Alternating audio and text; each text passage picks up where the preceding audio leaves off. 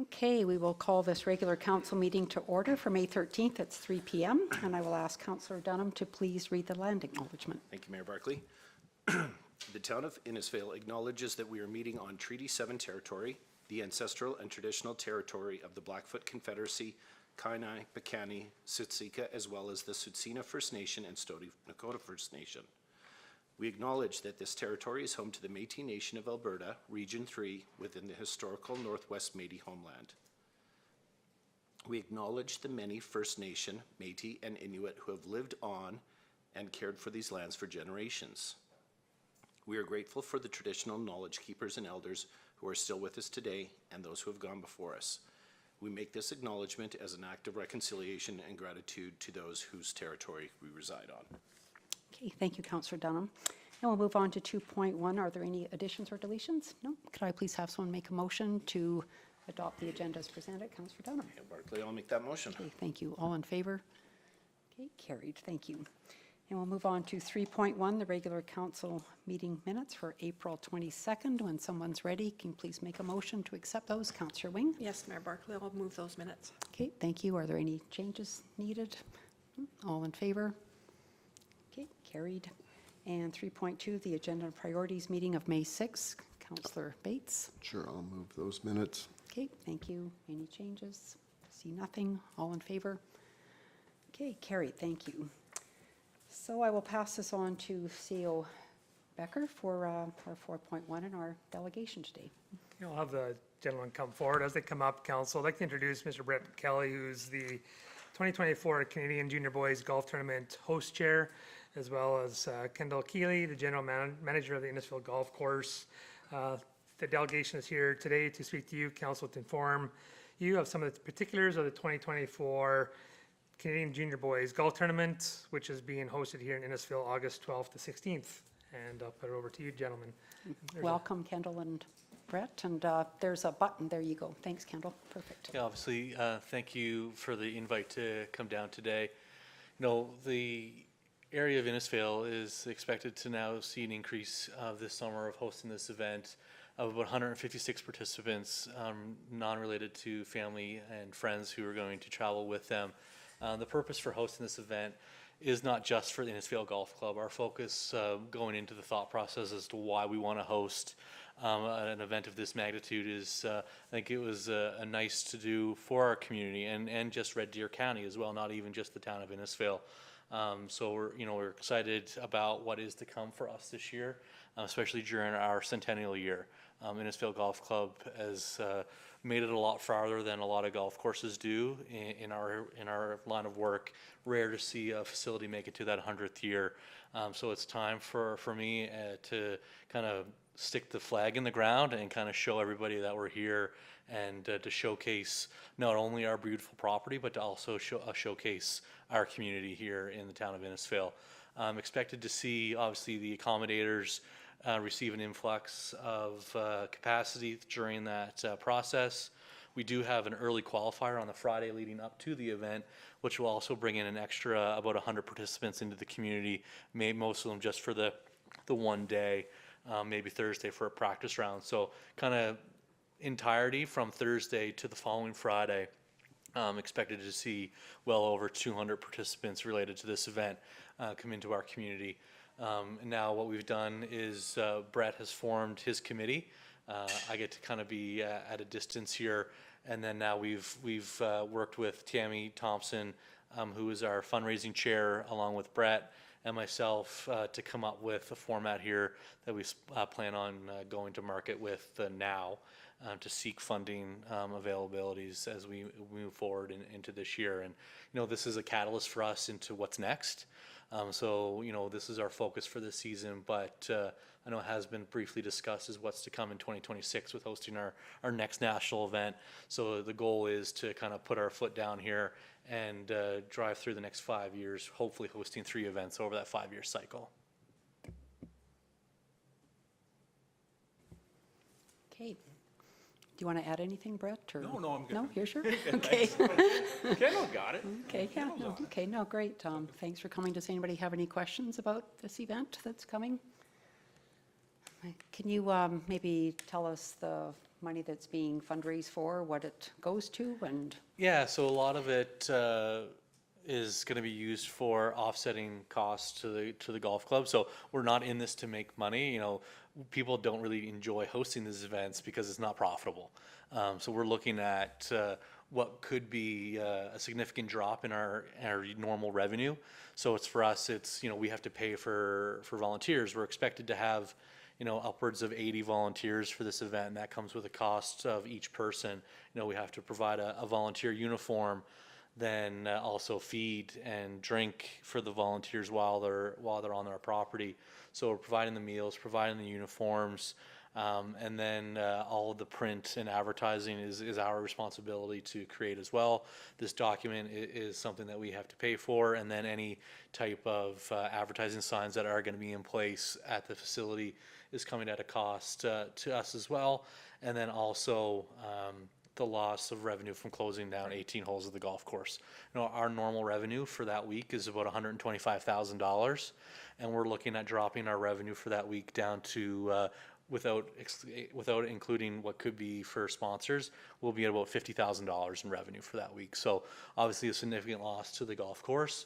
But with that being said, the spin-off of what we're doing into the local community kind of far outweighs that loss. And I think, you know, to get that word of mouth out there about the Innisfail Golf Club is kind of a long-term game here to get more people on the radar of coming to Innisfail and take care of their golfing needs when they're in our community. And we do get some marketing and advertising through Golf Canada platform as well. So to kind of get that national reach that we may not be typically exposed to is also a good spin-off here of incurring the cost to host this event. So creating this package, obviously our goal is to, one, provide a memorable experience for the 156 participants, and two, to make sure that we're doing what's best in the interest of the Innisfail Golf Club moving forward. You know, we are on an aggressive cycle right now of investing over $500,000 back into the property every year. So I'm not looking at losing profits. You know, we still have a lot of capital upgrades that we're looking at taking off over the next 10 years, soon to be about $5 million irrigation fix. So, you know, I don't want to handcuff the property. So going out with items of this are just to make sure that the Innisfail Golf Club is still in a good financial position. okay, thank you. CEO Becker? Member Berkeley to the delegation, just on the prestige, I guess, or what kind of following does this event hold? So you're saying 156, perhaps another 100, but what comes with that besides immediate family? Is there do people get on the course and walk along the tournament? Is that kind of what you see on TV? Is that kind of Yeah, the event is open to patrons. With it being a junior event, you know, typically it's not one of the most sought after events for people to come in and walk around. You'll see a lot of local golf nerds probably that are going to want to come in and check it out, who are really keen on just watching great golfers. You know, and then obviously the aspect where we hosted the men's amateur last year for Alberta, and you don't really get many families at that point. They're all self-sufficient to travel on their own. So we're actually expecting a greater turnout this year because there's going to be a lot of 16 to 18-year-olds who are still going to have mom and dad that are traveling alongside them. So we do actually expect a bigger turnout than we received for the men's amateur last year. And it probably would be more. I had my oldest son, Joe, qualify for the Canadian men's amateur in Caledon, Ontario last year. And there wasn't a whole lot of people walking around the course. I would imagine that there would probably be more people just because of the age of the golfers is, you know, anywhere from 14 to 18 years old. Okay, okay, great. Yeah, Thanks. there'll be lots of families around here. Okay. And it'll be a pretty big event for those families, right? They'll be course, wanting to pick up merchandise and so on and so forth. Okay. So, yeah. And just follow-up question, is there, in your experiences, is there community events or sideshow economic opportunities, I guess, that you witnessed in some of your experiences? So it's up to us to create those opportunities. So we've already talked about what we can do with a community event related to promoting junior golf at the facility on the Monday or Sunday leading up to. So we're talking now about maybe hosting a session on the driving range with bringing in some more well-known golf instructors than what we have at the Innisfail Golf Club to see if we could just drum up some interest in our local junior program.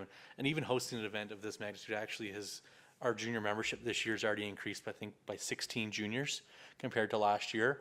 So even just the word of mouth of we are hosting an event catered towards that age demographic we've picked up more interest in the game in our golf club this year for membership. So we do have an open session on the Monday night that it will be available for any sponsors to come and meet the participants and meet other sponsors. The host chair committee will be there as well. But outside of that, no, there are no other kind of satellite events or anything related to that. So, Kendall, maybe a bit of an unfair question, or people aren't prepared for it. I'm curious how, there's outside maybe potential sponsorship, but how can you coordinate with the town and other organizations to ensure that, when people step into Innisfail, that they get just the best experience? And so many things are outside your control and outside our control, and Yeah, so I think by presenting and delivering on that experience, it's something that I take very passionately every day at the golf course. And I know that when Brett and I met about hosting this event, we were very detailed on whom we wanted to ask to be a part of that host committee, to know that we wanted to align ourselves with the right individuals who kind of wanted to work with us, to know that, this event's going to be in good hands. So it's just making sure that we can partner with whomever, and to know that, we take our business very seriously. I know I do, in just being the general manager of the golf club. So to know that, this is a national event, it comes with ample support from Golf Canada. They'll have their 8 staff on site to make sure that logistically the event runs without any hiccups. And then we're just there to make sure that we can deliver on the small things of complementing the golfers in the golf experience. So yeah, I think, and then strategically being able to maybe leverage their opportunities through that shared sponsorship to show that, what we can do and what we can provide, and maybe touch on what targets we're going to be hitting through the number of people that we do expect to see on site. And could you just inform council maybe of some of the sponsors that are attached to Golf Canada, just so everybody's aware? Yeah, so Golf Canada comes with the big hitters, I suppose. The biggest title sponsor of Golf Canada is BDO. And then we kind of trickle down. Audi is another national sponsor that they have. And then we've got, Be like Titleist. Titleist, FootJoy. So billion-dollar companies that kind of position themselves with Golf Canada. And then we've now found out who we cannot talk to in terms of sponsorship, because we cannot go to RBC, we cannot go to Service, any financial institution, any automotive industry, we cannot go after. Hilton is their major accommodator sponsor, so I can't go to any property that's not a Hilton and advertise their brand. So we are kind of limited onto that, which presents us the opportunities of Town of Innisfail or, Day Dental, those types of partnerships that we can create from there. Okay. Anybody else have any more questions? CO Becker, did you have anything further? Good? Okay. All right. Well, thank you very much for coming today. I know later on the agenda we will have a chat about this, and appreciate you taking the time Yeah, no, today thank to you. come. Thank you guys very much for your time. Appreciate it. All right. Okay. Have a good day.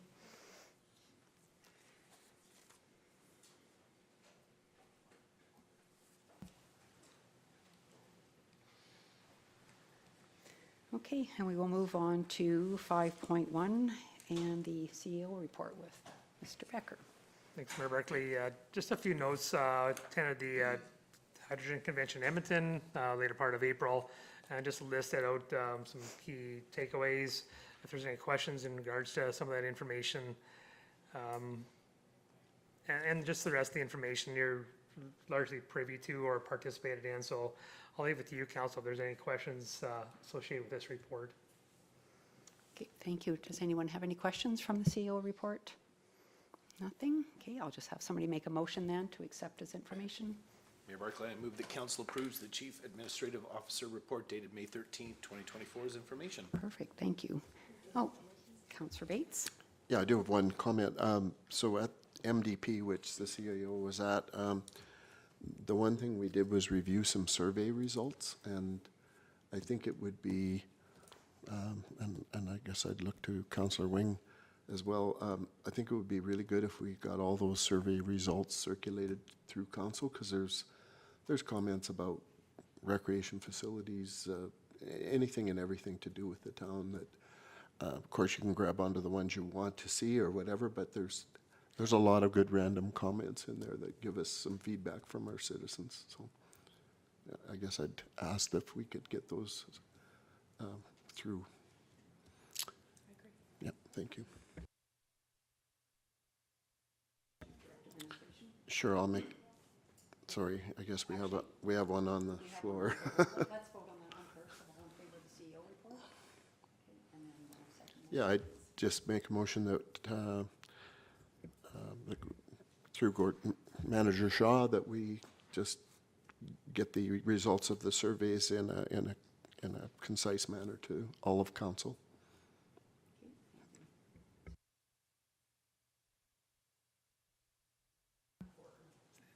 Mayor Barclay, I'd probably a cover report, but just the data from the surveys would be attached.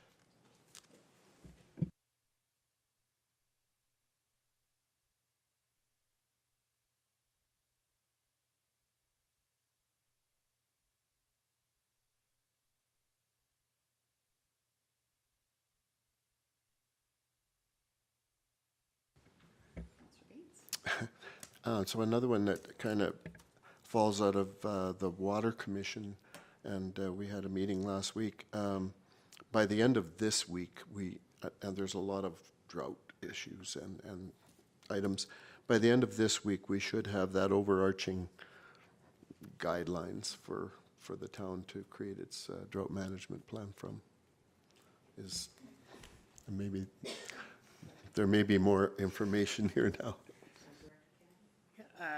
Yeah, council, I guess. So we did receive a draft drought management plan from Mount View Regional to provide some feedback to Tim, the Director of Operations there. So we did provide that back this morning. We haven't set another date for the technical committee to review and discuss, but we did provide our feedback in regards to their levels. Okay, and I think the way I got it last week was, once he collected that feedback, he didn't think it was very complicated, that most of this stuff was coming together, that he would probably be able to issue, unless it required a whole rewrite, which probably he didn't anticipate that he would be sending us back that structure by the end of the week, this week. Is that what you heard, Councillor Wing? Yes. Thank you. Okay. So we'll go back to action control, and you just scroll down, please, Juanita, thanks. So if somebody's ready, I'll just have you make a motion to accept this as information, please. Councillor Maceros? Thank you, Mayor Barclay. I move that we accept this as information. Okay, thank you. Any further questions about any items on here? Councillor Wing? Thank you, Mayor Barclay. Just the one comment on the first page about the water conservation policy. Should it be red? Should it be red? Should it be red? I think that was a question to me, likely. There's to Councillor Wing's question, there's a policy draft coming to you shortly, likely into next week. So it'll be read soon, but I don't think it's quite read yet.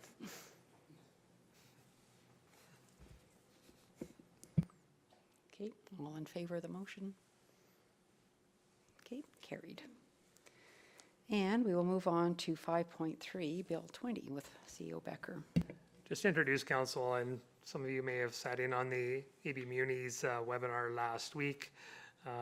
Members of the AM team presented information on Bill 20. This report is just a collective of that information. AM recommended a series of different actions for council to consider, which is part of this report. One is to write a letter to the Premier as per the recommended motion. It's pretty much verbatim, maybe shortened up just a touch for what they recommended, but it's for your information. Council may have other points to this report. I'll leave it for you for that discussion. Sure.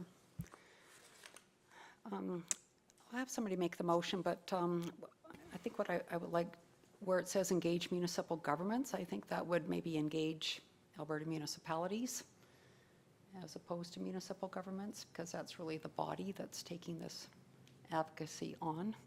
And I don't see them engaging individual municipalities as such, so if that makes sense. CO Becker, is that okay with you? Yeah, okay. So could somebody please make the motion? Councillor Wing? Thank you, Mayor Barkley. I would move that council send a letter to the Premier that the Government of Alberta rescind Bill 20, the Municipal Affairs Statutes Amendment Act, due to the extensive concerns raised by municipal leaders across Alberta, and that the government engage with Alberta municipalities through a collaborative and trust-based consultation process to update the Local Authorities Election Act and Municipal Government Act to assist municipal governments to effectively govern in the interests of their residents and deliver on the future needs of each community in Alberta.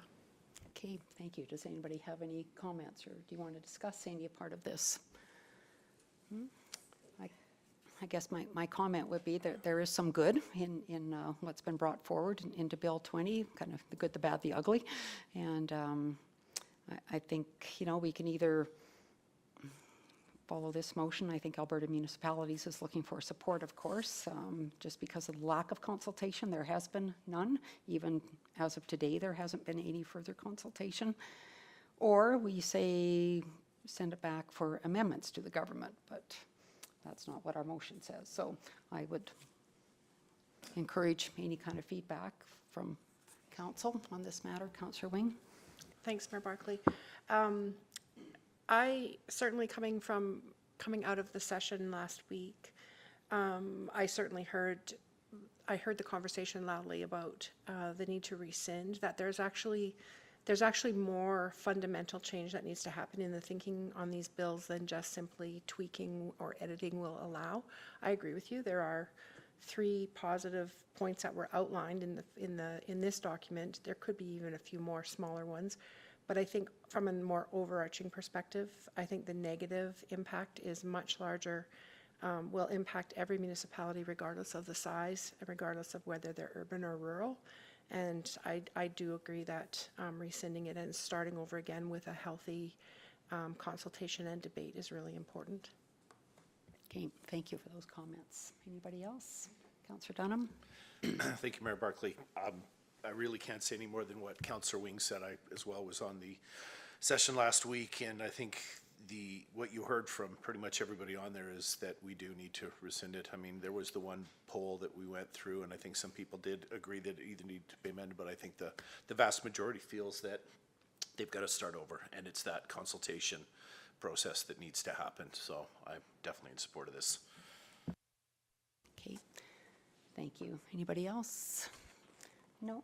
Okay, and I would agree with that as well. And I think even the things that are positive, they're not well defined, and that needs some fleshing out as well, as we can see in the analysis that Alberta Municipalities has done. So we have a motion that we will send a letter to have this, ask for this bill to be rescinded and to start consultation as it should have been done in the first place. All in favor? Okay, carried. Thank you. And then we'll go into 5.4, request for decision on the recreation advocacy. So, Council, my apologies, this did not make the package for you to review prior to the meeting. So I'd ask for you to consider spending a little bit of time going through this document. What it represents is some conversations we've had together just in relation how you wish to exercise your advocacy voice at the upcoming AAM convention, which is slated in September. The proposed resolution before you is titled Culture, Recreation, Sport Facility Infrastructure Deficit Report Card. In basic terms is to have AAM advocate to the government to allocate dollars to really have a deep dive, understand what the infrastructure deficit is in relation to culture, recreation, and sport facility infrastructure. And I'll leave it to you just to review. What I'd ask for you to consider due to timing and to seek a seconder, it would be to review, provide advice on any adjustments, and then move towards a resolution ultimately. Then it would be vetted through AM on just the verbiage and intent. and then final structure will be confirmed. So I'll just leave it to you for a second, council, and Okay, thank you, CEO Becker. Did you want that motion to, a resolution to send to Alberta municipalities to be vetted? And then also the seconder, or? based on the timing, it'd be for you to approve it. Okay, Yeah, it'd be, you can make a motion to, gee, I never got that far. To submit the resolution to AM, okay. Okay. and we'll put the title in there as well. Yeah.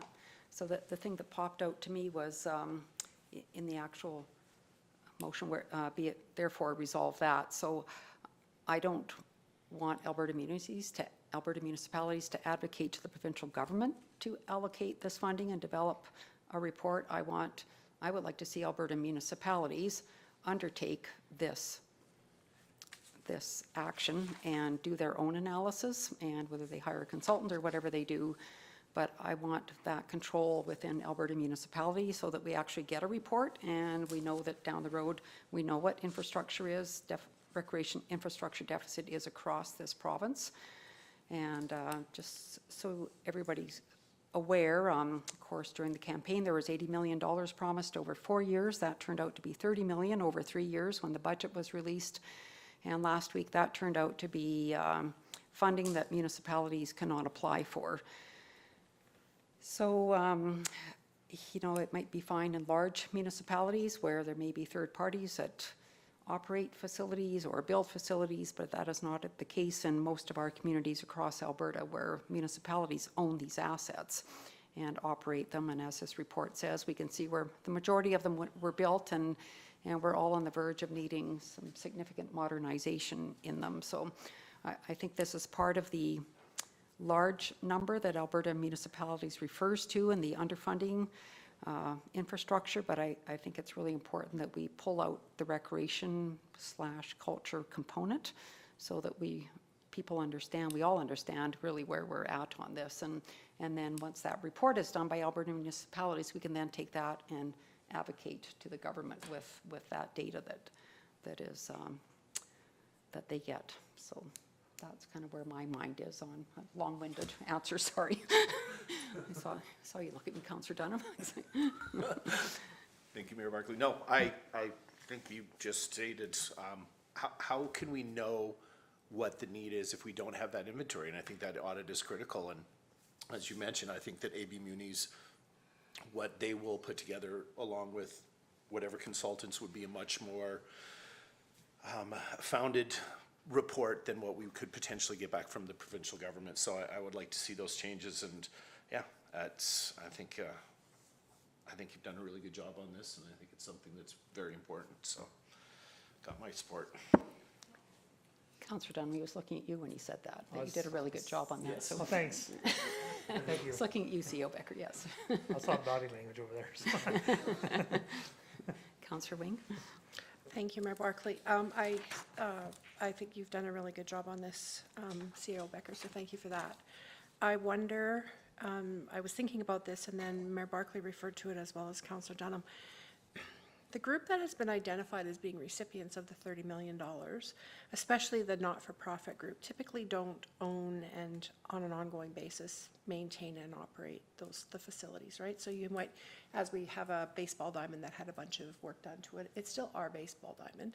And so I just wonder if there isn't a spot in the background where we can really clearly state that the agreements or the funding that's going through to not-for-profits to make any adjustments to municipally owned facilities, that there needs to be some recognition that the municipality is a part of it, or that there's, you know, like, they're not, what am I trying to say? I guess I'm just thinking, coming out of another larger not-for-profit in the city of Red Deer, there needs to be more of a dance between the not-for-profits and the municipalities relative to all of the government funding. So, you know, somebody can apply for funding to do something in our building, and they do it, but then it falls on us to continue to maintain it moving forward. And there's only the tax base locally that can help that. So if there's not a strong plan if there's not a strong plan relative to that adjustment or that renovation,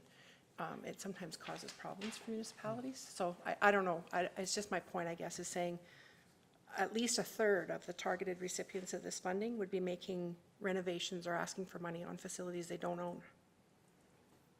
And does that put the municipality in a spot moving forward? I don't know. It's just a concern. Well, but I think that's the whole point of this, right? Is that, you know, in Edmonton, you may have the YMCA that builds a rec facility or leases a rec facility where you're not going to see that in municipalities the size of Innisfail. And so I think that's kind of the point, is this is, 30 million is now for these 4 groups, and municipalities are not eligible. And that is a huge problem. And even the top funding amount is only $1.5 million, which is a drop in the bucket. So I think our first step is to try to get Alberta Municipalities membership to approve a path forward to have a report done, because I think that number would be quite interesting when I know what it is in our own community, let alone 250 other communities. Anybody else have any comments? No? Okay, so can you read the motion again, please? Oh, thanks. And okay, yeah, please, Councillor Maceros. Thanks. So I'd like to move that Alberta municipalities undertake the development, like that, of a provincial inventory of culture, sport, and recreation facilities. Or I'd like to move that we Yeah, I think- resolve that, or, What we're doing is directing Alberta municipalities to okay, so review I'd like to this- move that Review this.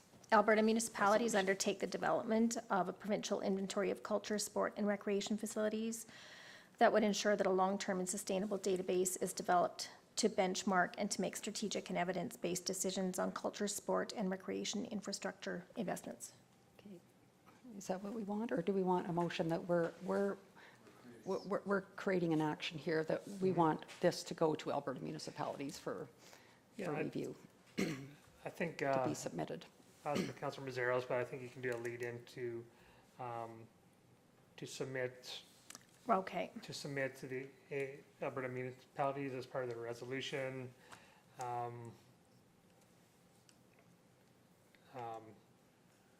To submit a resolution to AAM or Alberta municipalities with the following reference, that Alberta municipalities advocate, so you can state that full reference as per Councilor Mazeros. So just amend Councillor Maceros and add the first part Yeah. in that, okay, so just to add the first part, I'd like to move that we submit a resolution Correct. to Alberta municipalities, ... Correct. Okay. perfect. That's perfect, great. Anything else? No? Okay, all in favor? Okay, carried, thank you.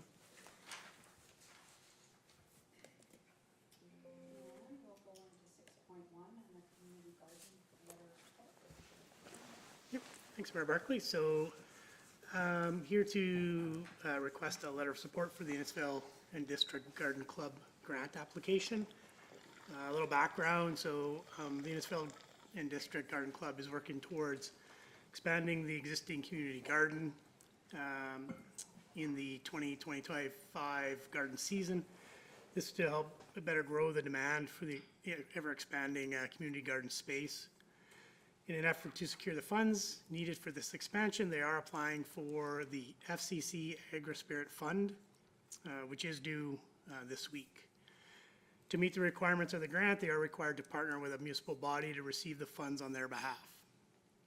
We met with Marion and Elizabeth from the Garden Club to review their request and to gather just some more background information. A few of the notes that we have. So the future plan area is located just south of the existing garden.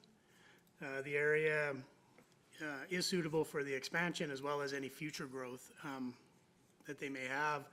We will work with the club to gather that information for future review. They're not asking for any financial or in-kind contributions as part of this grant application. The ask is to just assist with financial management, so receiving and reporting of the funds as they are currently a nonprofit status.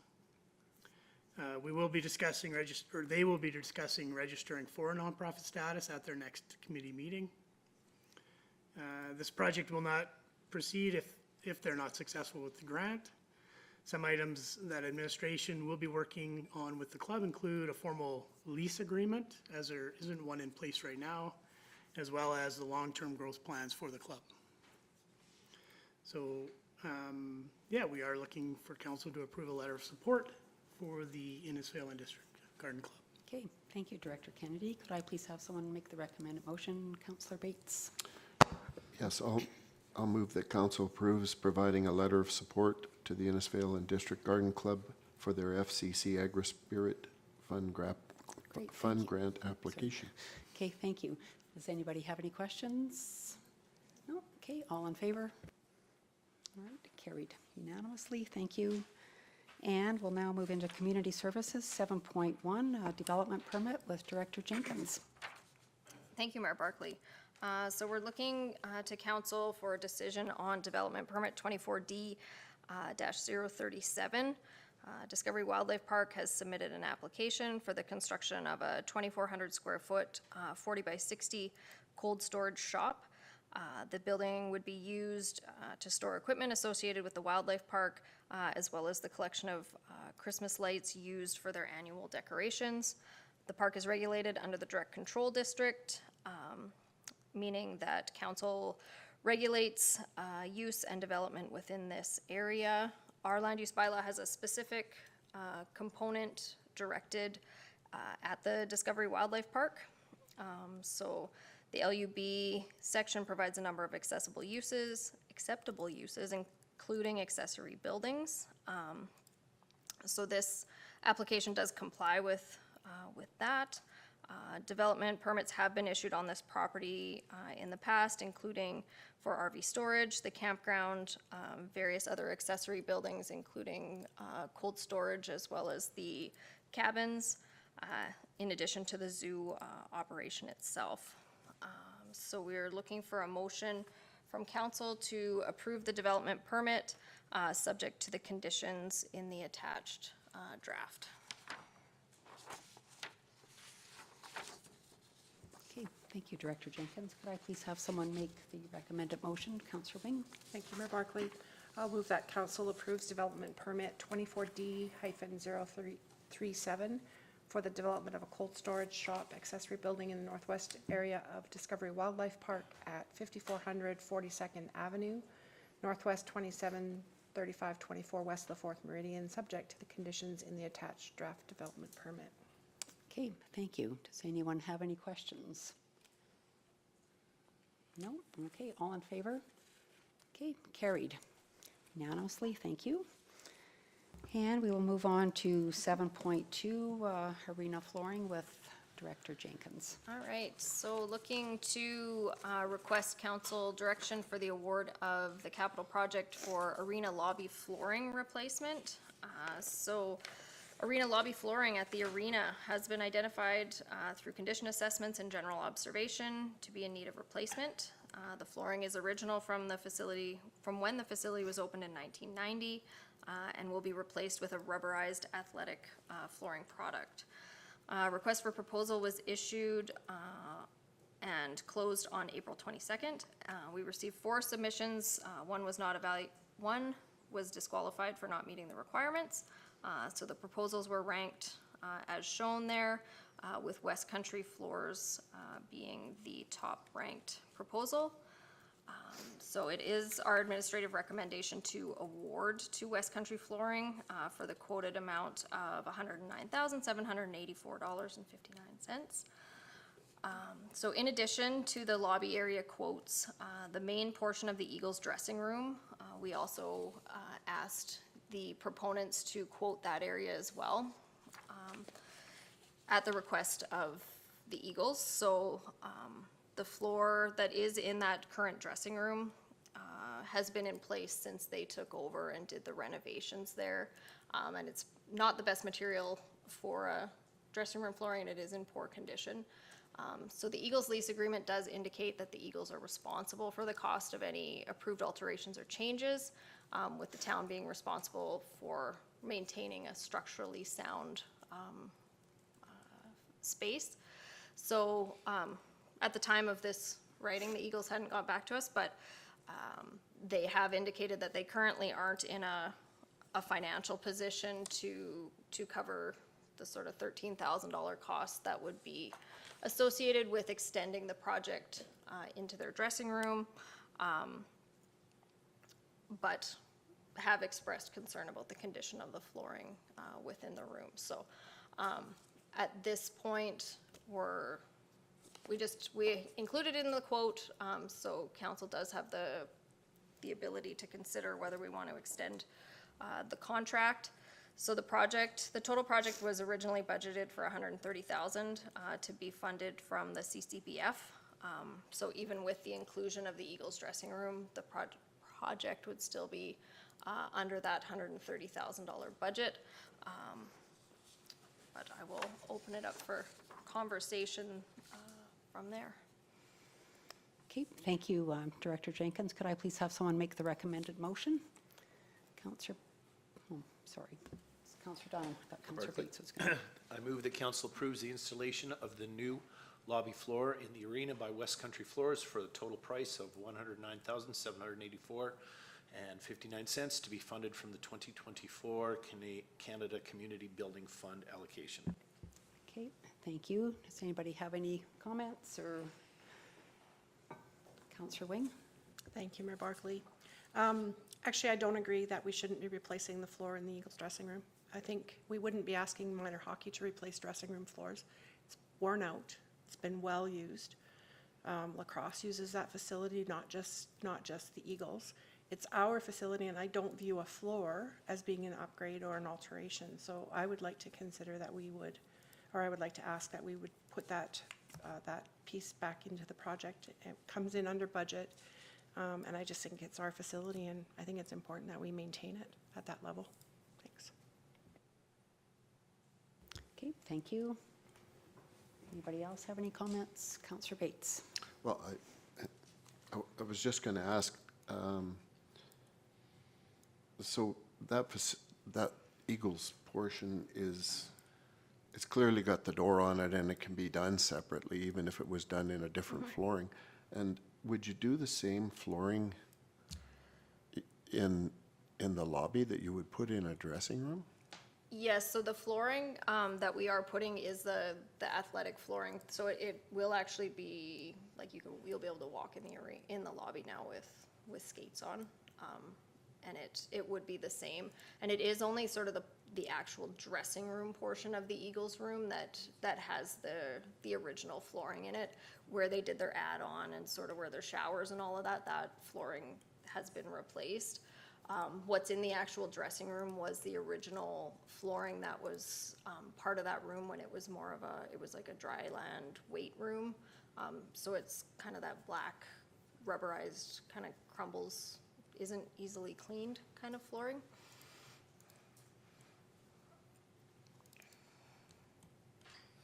Okay, so I think. Yeah, so I guess, yes, it could be done separately. The idea being that, sort of including it in this larger project. And the rest of the Probably pricing flooring wise. beyond the dressing room is good in the, Yes.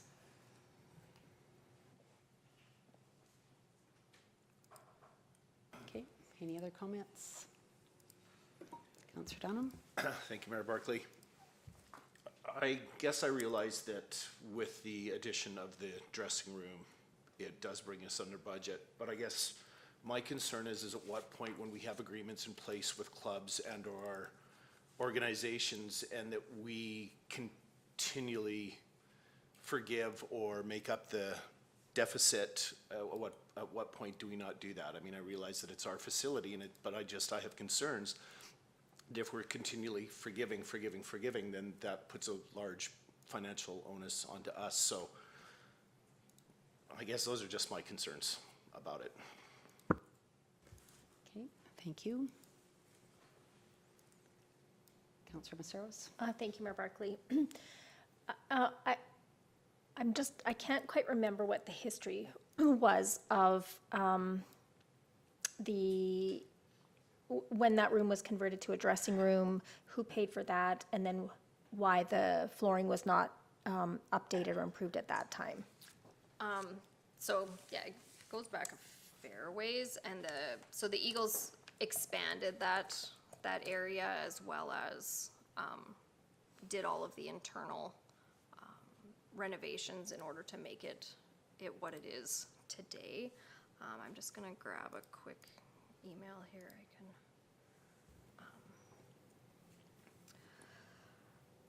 Just from some of our correspondence, that at the time that the dressing room was converted, there was a discussion between the town and the Eagles at that time to leave the current flooring in the dressing room as it was that it saved money, which it likely did at that time. There was a cost share between the town and the Eagles. I'd have to go back to get the exact dollar contributions that came from each party, but that was probably 2012 or earlier when that work was done. And is that the only other flooring that needs to be replaced in the whole facility? Is the stuff that is the lobby? So we plus did that? all of the main dressing rooms in the hallway last year, and so then this is the lobby component. Yeah. Okay. Councillor Bates? I think just a correction to what I think I just heard, the town expanded the building. And they did all the interior. Okay, they did the Yeah. interior. I thought I heard you say they expanded it. And We worked together because so, they yeah, wanted I'm it. kind of like Councillor Dunham. I'm a little bit struggling with that if we create a lease and then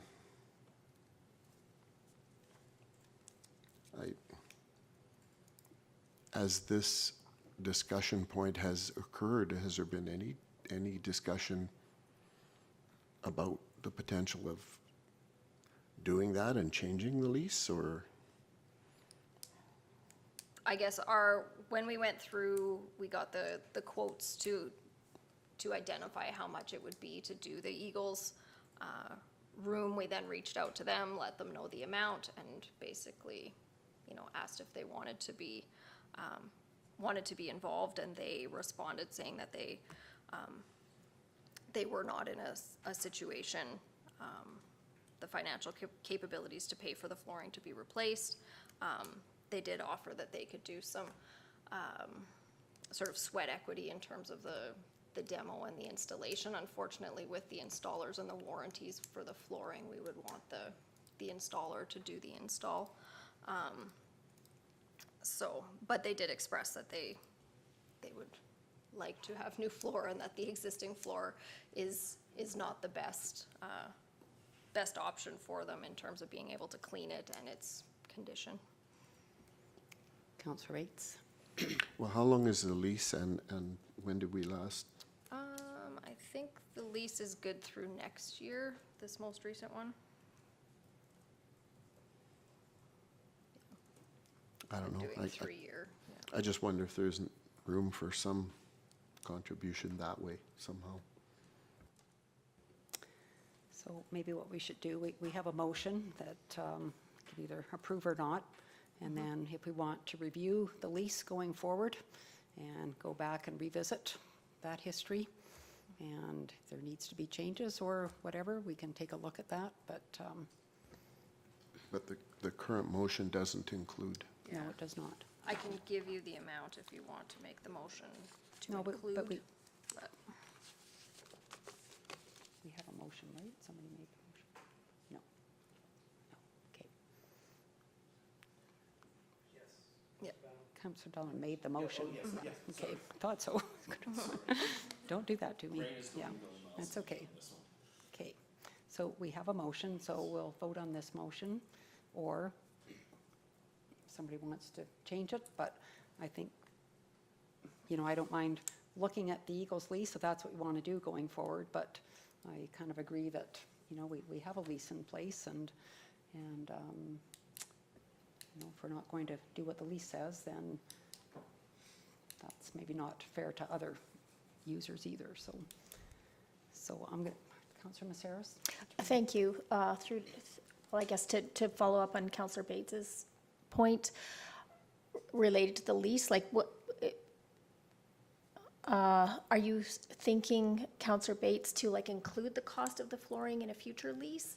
Or does the lease currently say that they're responsible for keeping the update of this, or? Well, I think that's what needs to happen, is that maybe this council isn't familiar with the lease, and maybe it would be wise to bring that lease back for a review, and everybody could see what it says, and then we could do a review, and there's other things in that lease that, you know, from funds that are collected and that kind of thing, so. Yeah, I think that's fair, as someone who doesn't understand what that lease says and what our responsibilities and their responsibilities are. I think that makes sense to me.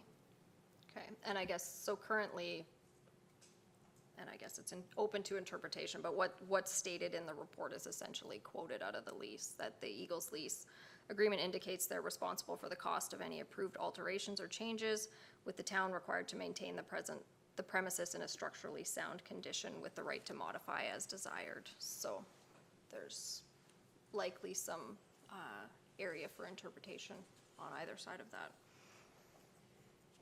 Yeah, and just some history, Councillor Maceros, so the town, well, Councillor Bates would know better than me, but I believe the town paid for the expansion of that dressing room. It's around, what, 192,000 or something at the time. And the Eagles were responsible for the improvements within that dressing room. But there's other portions to the lease that I think it'd be important for people to see, and maybe we can do something different, and if it's not working. Councillor Wing? Sorry, just one more question to Director Jenkins. So when that space was constructed, was the flooring put into that dressing room at that time, or was it the existing? No, that's what was in So it that was, that space. flooring is more than 20 Yes. years old? Okay, and so if something happened and the Eagles ceased to exist, we would take over that room regardless of where we were in the lease, and we would have to replace the flooring because the flooring is not fit to be Probably. used. Yeah, okay, thank you. Okay, so we have a motion. Can you go back to that page, please, Juanita? So, that Councillor Dunham has put on the floor, so all in favor of the motion? Okay, and opposed? Okay, carried, thank you. And we will move on to 7.3, the Diamond 7 and tennis courts. Okay, so we're looking to amend the rates and fees bylaw to include charges for baseball Diamond 7 and for tennis court rentals. So the town has been working with the Community Facility Enhancement Society for the upgrade of Diamond 7 to a high-level baseball facility. The facility offers high-quality grounds, a scoreboard, and announcer's booth. The Community Facility Enhancement Group will be directly managing the scoreboard, announcer stand, and booking coordinations for Diamond 7, as society volunteers will be on site during bookings to ensure that the equipment functions and the grounds are suitably managed, as Diamond 7 is sort of intended for higher level baseball. The expectations of what those grounds look like during the course of a weekend or a game are more than what we typically provide for our baseball diamonds, so that's where they will be involved. The town will handle the invoicing and standard maintenance of the diamond. So a rate of $75 a game is proposed for the facility. This is reflective of the type of facility and regional rates. Current adult rates for other diamonds in the community is $45 a game. So then for the tennis courts, the 3 town tennis courts have historically been operated on a first-come, first-served basis, with specific bookings only occurring during town programs. Increased demand by both tennis and pickleball users has presented the need for an ability to book courts for certain activities. So we will only book 2 of the 3 courts at any given time to maintain sort of a level of public access at all times. We're proposing a fee of $12 per hour per court, and with a schedule of those bookings being posted on site. So we are looking for a motion from council to grant first, second, and third readings to the amending bylaw 1725, 2024 rates and fees for the inclusion of those rates. Okay, thank you, Director Jenkins. So could I please have someone please give first reading to this bylaw? Councillor Dunham? Mayor Barclay, I move that council grants first reading to bylaw 1725-2024 rates and fees to include fees for Diamond 7 and the outdoor tennis courts. Okay, any questions about anything? Councillor Bates? Yeah, just, I think it's already stated, but I just want to fully understand it. So then, in the court situation, up to 2 of them could be booked. So if somebody shows up there and 1 court is booked or 2 courts are booked, they can just go on the whatever's vacant. Or they could go on the second one if only 1 was booked. Okay, so it'll be that adjustment to some people coming there when there could have been 3 available. Yes, and we are working with Parks to get a new signboard to be posted outside of the tennis courts that will allow us to. The bookings. If you've been to the tennis courts, it's not the nicest setup we currently have, but to be able to post that schedule for any recurring bookings, as well as sort of information about getting keys and general protocol for the courts. Do you see the need for this, Director Jenkins, more because I believe there's pickleball lessons that go on at the courts and?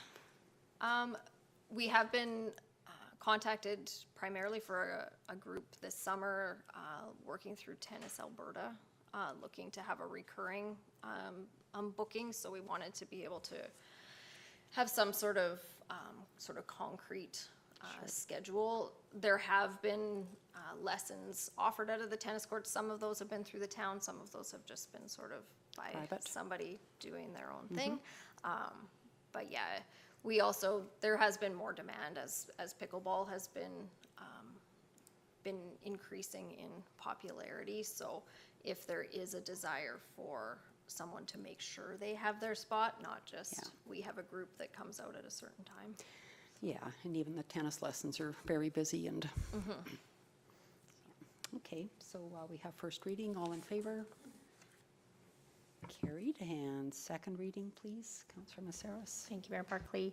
That council grants second reading to bylaw 1725-2024 rates and fees to include fees for Diamond 7 and the outdoor tennis courts. Okay, thank you, all in favor? Okay, and third reading, Councillor Bates. I'll move that we give consideration to granting third reading. Okay, thank you, all in favor? And then third and final, please. Councillor Wing. I'll move third reading on bylaw 1725-2024 rates and fees to include fees for Diamond 7 and the outdoor tennis courts. Perfect, thank you. Any final discussion? All in favor? Okay, carried unanimously, thank you. And we'll move on to 7.4 with Grinchmas. Okay. So this one may tie into 7.5 as a similar motion from Community Services Standing Committee was made with respect to the golf event as well, but we can get into that discussion as we go. So we're looking to present a motion made by Community Services Committee regarding the 2024 Grinchmas event. They made the motion recommending that council consider the 5th annual Grinchmas for annual sponsorship. The Grinchmas is an annual indoor festival hosted in December that focuses on free family fun. 2024 will be the 5th year of the event, and the 3rd year an application has been submitted. The event received $2,500 of funding in 2022 and $1,250 in 2023. The Community Grant Program distributes $13,000 annually as approved through Council's operating budget to be distributed through the Community Services Standing Committee. The grant provides financial assistance to community organizations for programs, special events, and initiatives which enhance the recreation, sport, and cultural opportunities in the community. So applications are supposed to fall under one or more of the categories of arts and culture, parks and environment, recreation and leisure. And then so grants have typically been reviewed on an as received basis. However, we have been working with the committee to review the policy that would move towards more scheduled intakes, really in terms of allowing the committee to make a more balanced evaluation of applications instead of just sort of looking at them as they come in and not being sure what might come in down the road. So far in 2024, 8 submissions have been reviewed by the committee, representing a total ask of $21,725. So the committee awarded funding to 4 of those organizations and forwarded 2 groups on to council for consideration, the Grinchmas as well as the Boys Championship Golf event that council heard from earlier in the meeting. So $7,000 remains for disbursement in the balance of the year. So again, as part of the committee's deliberations, a motion was made to bring this to council, as has been done for some of the other events. The Rodeo Dinner of Diamonds, Harvest Fest was here a few weeks ago. The Community Services Committee did not approve any funding under the 2024 submission. So again, the grant outlines that proposals must meet one or more of the criteria being financial need, held for the enjoyment or benefit of the general public, and or recognize a significant milestone event. So in recent years, council and various programs have seen increasing requests for sponsorship for ongoing events and sort of teams or athletes traveling outside the community to attend competitions.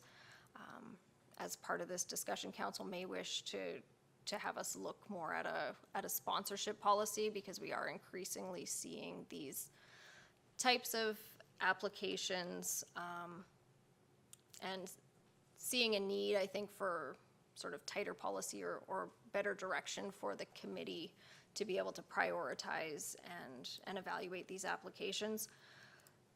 Before COVID, we rarely allocated the $13,000 in its entirety, and now we're being oversubscribed to the tune of $21,000 in the first 4 months. So it's definitely becoming more challenging, I think, for the committee to evaluate and figure out some of these conversations. I guess for today, the request to council is with respect to the Grinchmas, but certainly open to further discussion and exploration around this policy. And our community services representative, who wasn't at the last meeting, so we had our alternate, Councillor Heisted, was there, so again, we had some different perspectives, but. Okay, thank you, Director Jenkins. I guess I'm curious why this is coming to council, and like even the golf, it's, you know, a one-time thing, and why is it landing back here as opposed to with the committee?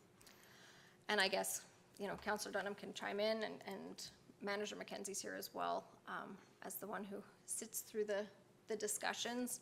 There does seem to be some challenge or opinions around the table as to what the intent of the policy is, what the nature of the events that we're wanting to promote. And these annual events, you know, we can leave the golf one aside for a minute, but these annual events that keep coming back, and are they sustainable? Are we their source of sustainable funding? What's happening sort of in that fundraising and other revenue generation area? So I see in the policy, like anything over 1,000, you're supposed to report back to the committee, and that happens, I assume, and, you know. Even, I guess, for council's benefit, the Grinchmas event in their first year, that was I guess, concern for the committee, as they weren't really sure where this money was going.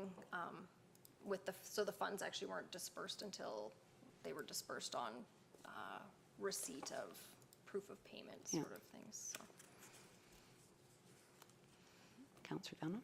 Thank you, Mayor Barkley. So I guess from our standpoint, I wasn't as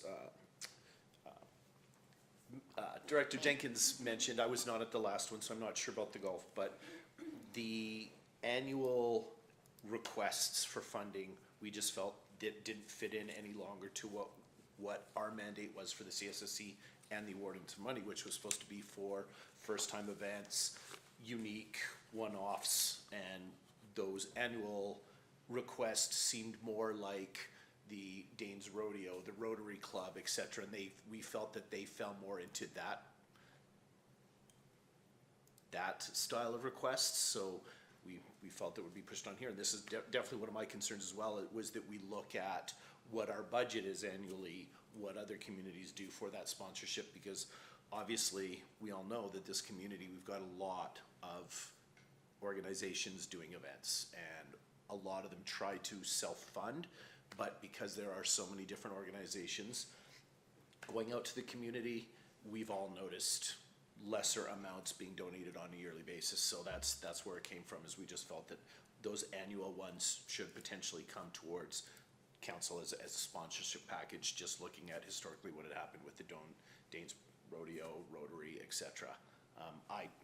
In my opinion, as somebody sitting here today, is that those one-offs should probably stick with the CSSC committee and not be pushed on to council, but that's where it came from. I'm not sure if. So with some of these that were approved then, would they be one-offs? So, On page, I guess not necessarily. So the Historical Village, it's typically a different project at the Historical Village, various years. The Fish and Game is the second or third time I think we've supported the fish, and that's going towards the fish into Dodds Lake. The Art Club has been supported, but it's specific to different programs and things. And then the Local Artisans Group, this was their first event that they were holding. yeah, I don't know, I mean, it's, I think more clarity around, I think when we first did this last term, I think it's when this policy came out. What year was that? Yeah, 2020. That, you're right, there wasn't a lot, but now things have changed. I was on a webinar with Alberta Council last week or the week before, and it was all around festivals and events and available funding. That I've shared that with CEO Becker, that I was hoping, you know, eventually when he has time, that it'll be shared out, and maybe there's an opportunity there to gather nonprofits in and come listen to this, or have that person who delivered that webinar that day to speak to the community. And I think it needs to, if that happens, I think that needs to happen to the whole community and not one or two organizations that jump on that, because it, you know, there's all sorts of different grants, it seems, that are available, and you need to be planning now for next year. It's not going to help anybody this year, but I think going forward, but yeah, I'm not too sure, like around this policy, like where things land. Some things come to us, some things don't. And do you have any, do you want to say something? You look like you want to say something. Okay, okay. So I guess what you're looking for right now is some direction on the Grinchmas. Direction on the Grinchmas, and I think likely the increase in sort of motions coming forward to council is the committee struggling to sort of find that, you know, that purpose, and we are working on some amendments, and then those will come to council to try to tighten that up, so that there isn't as much gray area. But what that true, what's the goal? What are the ones that we're really trying to promote and support? And there should be a recommendation coming to council, even if the committee doesn't approve. Well, you guys recommend, because we don't see the applications other than one-offs. And Councillor Wing? Thank you, Mayor Barclay, and through to Director Jenkins. So has the Grinchmas then actually evolved to become an actual organization? I mean, they started out as being a family in 2020 that wanted to do something during COVID, right? Yes. So are they actually an established society and not-for-profit? They are not. It's still from an individual. So I mean, I guess from even that liability perspective, if we're going to be investing our dollars, I mean, do they have the proper insurance? If they make money, what do they do with their money? Is it you know, I just have a lot of questions. I guess maybe there's a little bit more comfort when you're dealing with an established organization relative to accountability.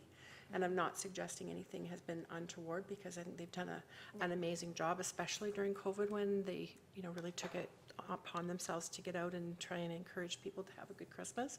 But I really believe if we're going to get to the level where council is approving these kinds of requests, I think that we need to have a little bit more structure in the organizations that are applying, and we need to know that we're not liable for anything. Councillor Bates? I kind of agree with that, but I also wanted to understand, so this is the 5th year of the event. Did we give anything in the first 2? No. In 2022, they got 2,500, and last year they got 1,250 from the committee. Yes. Okay, thank you.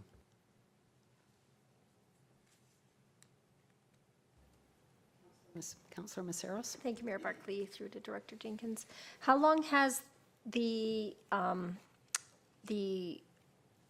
grant amount been $13,000? A long time. I'm gonna say 8+ years for sure. Yeah. Okay, so that might be another topic of discussion at some point.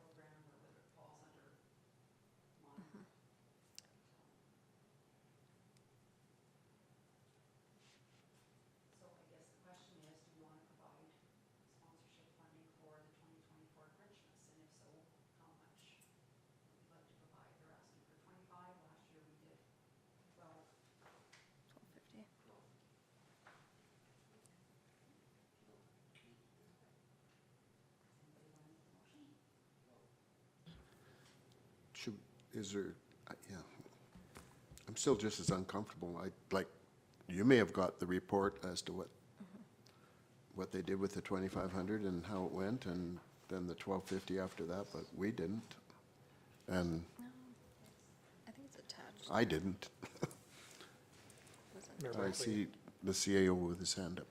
Just wondering, I'd look for administrative advice, but just, in all fairness to council, I think we're putting you in a difficult corner. And I think I heard a comment about there should be at least a recommendation from the committee, because I would agree that they have vetted those applications, and maybe until there's a policy review, maybe that is a logical step. If the committee wishes for council to entertain or review, there should be at least a recommendation with some information for you to consider. And so looking back to administration, is there enough time to be able to put it back to the committee for a recommendation, or do you understand where the committee's at currently? I guess the event isn't until December. The overview of the event sort of is in council's package there, but it certainly, there's time that it could go back to a future meeting with either input from council or suggestion. It's straight up to council. I just kind of suggested a process, but Yeah, no, I appreciate that, CEO Becker. That's what I would like to see, is for the committee to make recommendations to council, just like we do with FCSS funding, and that's why we have the committee. So would we just leave this, or do you need a motion for us to send this back to Community Services Standing Committee? so just to reevaluate where we're at on the motion, I think there's no motion made at this No. point. So based on, you can fill in the blank on the motion, or you can defer it back to administration to have the committee evaluate, provide a recommendation back to council. Okay, so does somebody want to make a motion to either provide funding for Grinchmas, or a motion to defer back to the committee for further review? Councillor Wing. I will move to defer this back to the committee for review, Okay. and ensuring that the grant actually fits within the eligibility criteria of our policy. Okay, thank you. Okay, anybody else? All in favor? Okay, carried. And just with that, looking at the director as well, just there's comments about the review of this process and policy. Perhaps there's time for direction for review of the sponsorship and programs associated with financial assistance. I guess I don't want to confuse that because I don't want to get FCSS, but you know what I mean, the grant program and sponsorship. Sponsorship. More sound policy to give administration committees and council some direction. Yeah, Even a policy that addresses sort of what we currently, you know, whether it's the rodeo or Harvest Fest or some of those that have come to create a policy around that.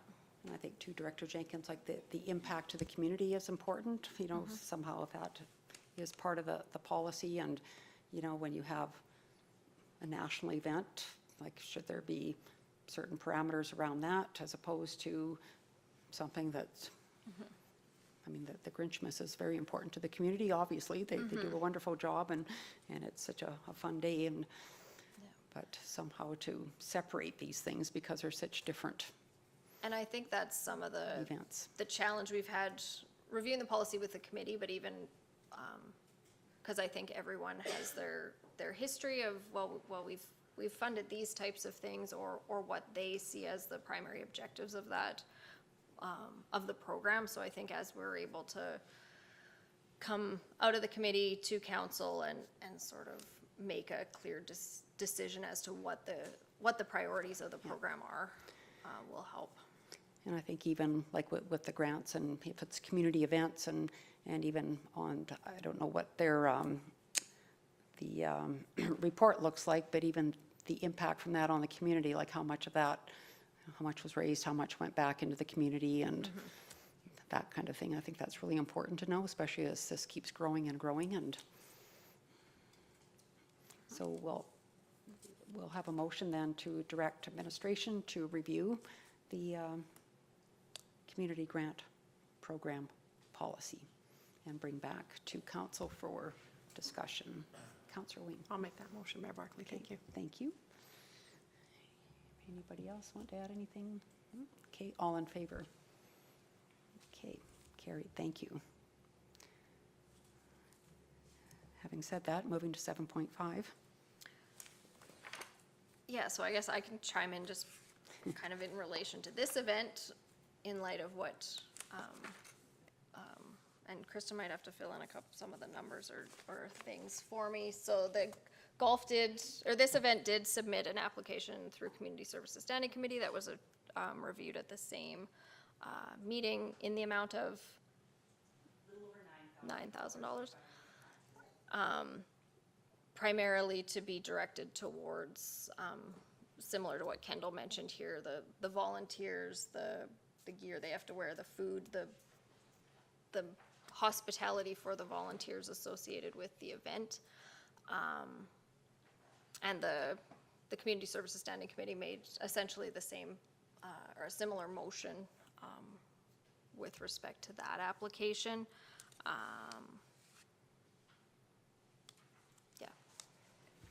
So Director Jenkins, would we not look at their sponsorship package and follow that? I mean, the top level sponsorship seems to be $2,500, or were they they're looking for $9,000 from the town specifically? That was what their grant application through the community grant program was. Yeah, looking at this package that council had, sort of that, the 2,500 is sort of the level that's put out there. I don't want to speak out of turn for the committee or anything, but I think that with the committee, the financial need component was what some of the conversation at the committee level was as to whether this event was in need of the grant dollars. Well, and you want to have an application of fairness too, right? There's been other groups that have come to us for some help, and Yeah. and yeah, I mean, I don't mind being a sponsor, but within the parameters that they have lined out here, in my opinion. But Yeah. Councillor Wing? Thank you, Mayor Barkley. I wonder if it's possible to defer this until our next meeting where we could actually see the application that they'd submitted.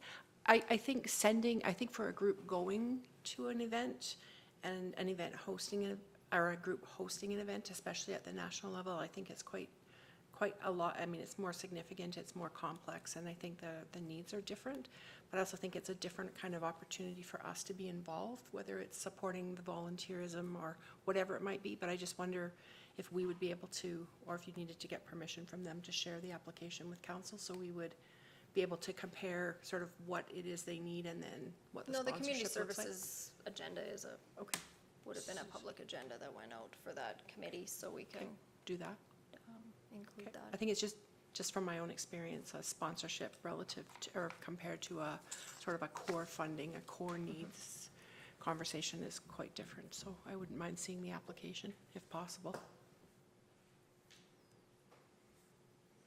Anybody else have any comments?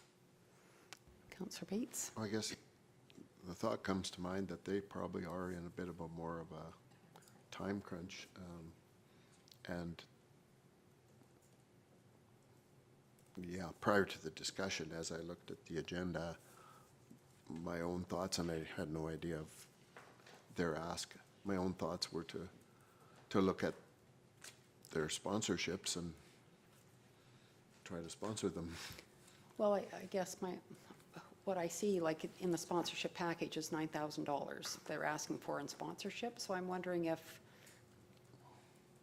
like, are they looking for 9 from us? And then, like, the sponsorship package that is in our agenda totals $9,000? Yeah, I think there's probably two conversations in terms of, there's the ask that they would have been making today for sponsorship based on this package, and then there's the grant application that went to community services. I have the application here, and they speak to, it's for volunteers. The funds collected will be directly used for volunteers. We're required to offer food and beverage as well as uniforms for the volunteers. So their ask of $9,200 was to help with all their volunteers. So we're projected to have 8,200 volunteers for this event. We will be recruiting for the following roles: shuttle driver, scoring, registration, et cetera. So their ask was, I believe, to help cover the volunteers where this seems different, but I mean, it's all going to one organization, so. Is the Town of Innisfail logo on the volunteer shirts? What's that? Is the Town of Innisfail logo on those shirts? The host facility, not that I can see, not like on the Helke helmets. Well, I mean, I realize that this is our last council meeting of the month, and we won't convene again until June. So,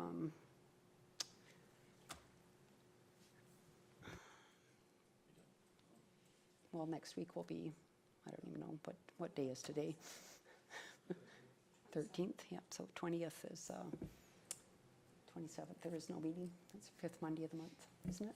Or is it the No, 4th it's Monday? Okay, sorry, it's the 4th 27th. Monday. You're right, I'm leaving on the 28th, right? Okay, so could you find out more, Director Jenkins, and maybe bring it back on the 27th? Like, with the $9,000, like, you know, price of the shirts and volunteers, and is there an opportunity for Innisfail's logo and that kind of thing?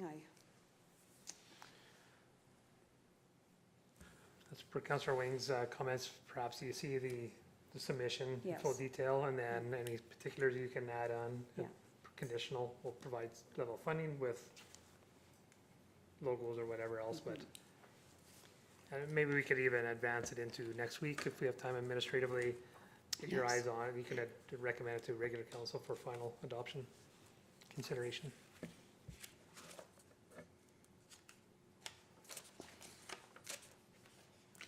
Yeah, I was more under the impression that it was more the sponsorship package that was being presented to us today. But that's in the agenda and not this other, so. Okay. I guess that was their ask was the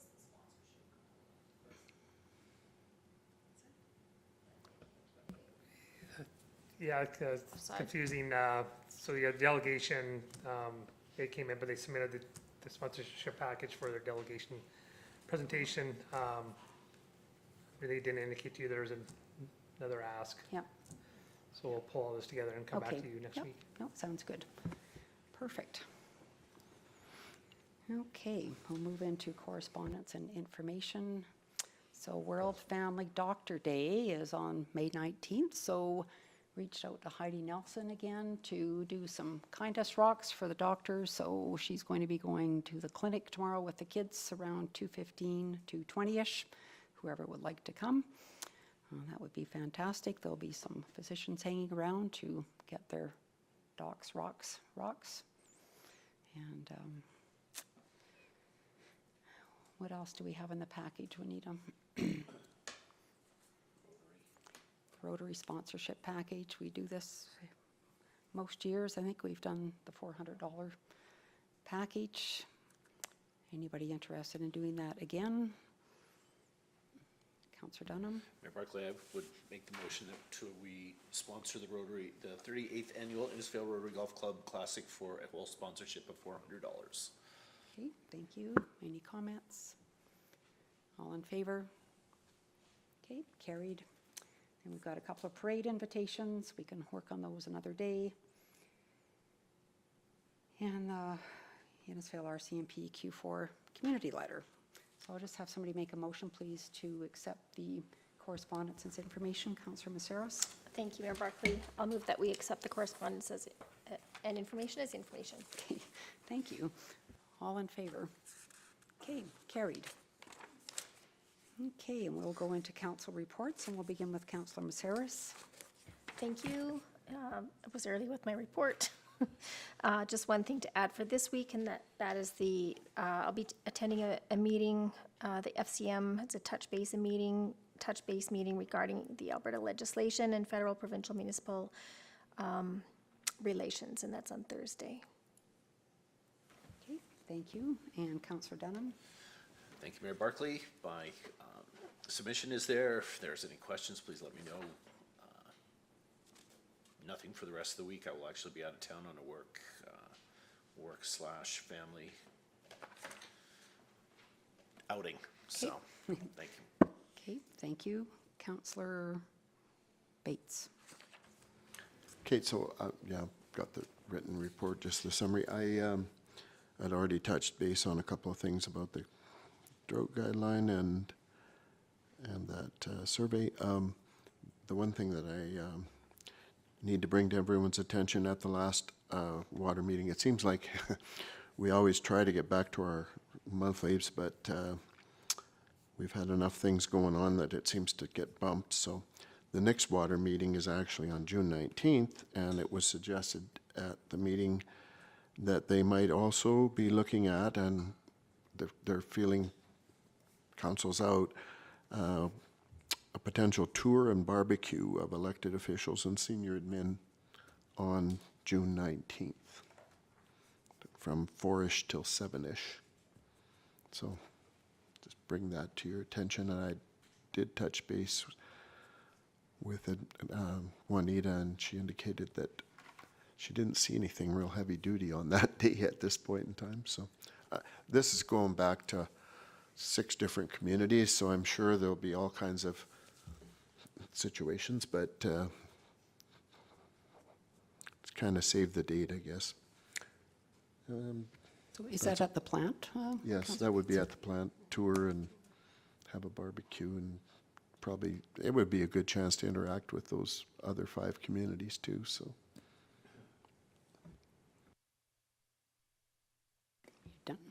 You're done. Okay. Councillor Wing? Save the date. Thank you, Mayor Barclay. Yes, so for the 2, Councillor Bates, I attended, as his alternate, I also attended the Water Commission meeting and also the Alberta Munis Bill 20 online meeting. I appreciated our meeting with Red Deer County Council last week. I thought that was interesting and of value. I wanted to just comment, I meant to reach out to CAO Becker after our Municipal Development Plan Advisory Committee meeting last Wednesday. I thought that meeting was excellent. It was, I feel like right now the work is really starting to make sense and we're sort of hitting our stride. So thank you to Manager Shaw and also to yourself for helping get things sort of moving. I appreciated the comment several times about committee, what is it that you would like administration to do? Like, what's that direction? And so I thought the conversations were really good, and so I wanted to thank you for that. I was invited to tour the expansion at the Central Alberta Women's Emergency Shelter last Thursday.